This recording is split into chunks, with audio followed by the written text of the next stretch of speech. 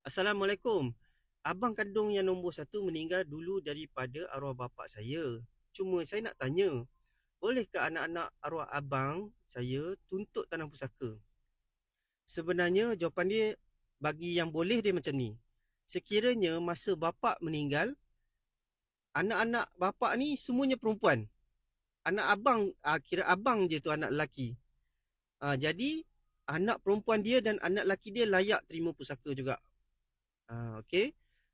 Lagi itu situasi yang pertama yang kata boleh dan mereka layak lah. Bagi yang tak, kategori yang tak layak pula, yang contoh mudahnya, sekiranya masa bapa meninggal, ada anak lelaki yang lain. Maksudnya ada saudara lelaki seibu sebapa yang lain. Jadi anak abang ni automatik tak layak. Cuma kalau nak tahu lebih detail, cik kena senaraikanlah siapa yang ada, siapa yang ada. Tapi kalau jawapan ni dah membantu, okey lah tu. Tapi apa-apa boleh DM saya lah untuk tanya lebih lanjut.